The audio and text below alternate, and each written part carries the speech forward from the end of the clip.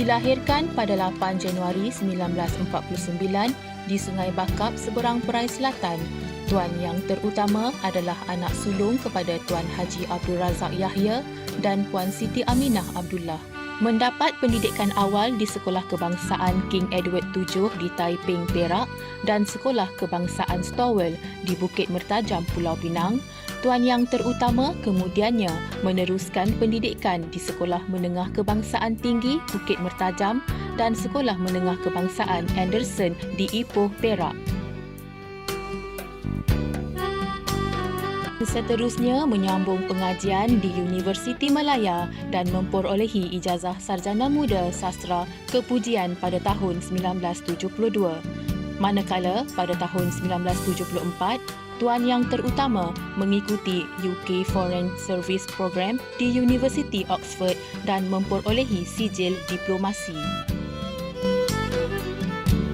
Semasa menyertai Wisma Putra, Tuan Yang Terutama bermula sebagai Penolong Setiausaha Konsular, Ketua Penolong Setiausaha Undang-Undang Laut, Setiausaha Bahagian Eropah dan Asia Tenggara, Timbalan Ketua Setiausaha Politik dan seterusnya Ketua Setiausaha.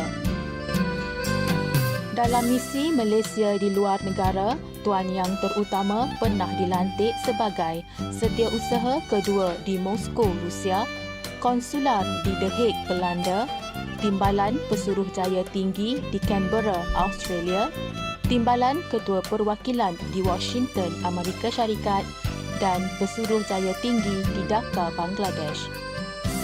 Sebagai penghargaan ke atas jasa beliau kepada negara, beliau telah dianugerahkan Ahli Mangku Negara pada 1979, Johan Setia Mahkota pada 1999, Darjah Setia Pangkuan Negeri pada tahun 1999, Darjah Yang Mulia Pangkuan Negeri pada tahun 2002, Panglima Setia Mahkota pada tahun 2003 dan Datuk Seri Laila Jasa daripada Sultan Brunei pada tahun 2014.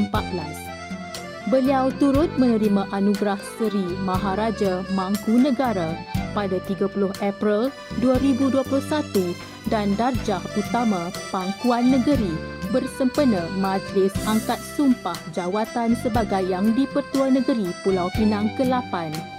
Pada 17 Disember 2021, beliau dianugerahkan Seri Panglima Darjah Kinabalu.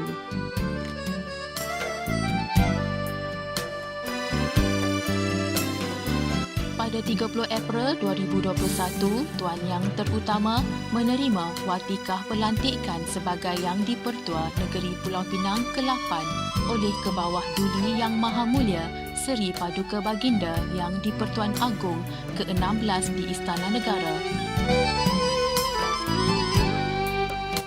Tuan Yang Terutama telah mengangkat sumpah jawatan sebagai Yang di-Pertua Negeri Pulau Pinang yang ke-8 dalam majlis penuh istiadat di Dewan Seri Pinang di Georgetown.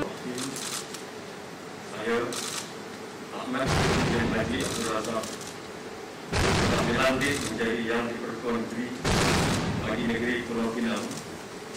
Beliau akan menggantikan Tun Abdul Rahman Abbas yang telah menabur bakti sebagai Yang di-Pertua Negeri selama 20 tahun.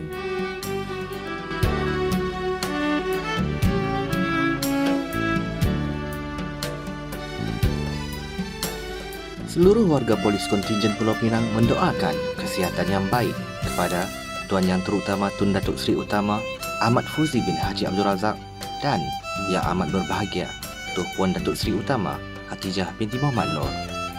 Semoga senantiasa berada dalam lindungan rahmatnya dan akan terus memimpin negeri Pulau Pinang untuk lebih berjaya pada masa akan datang.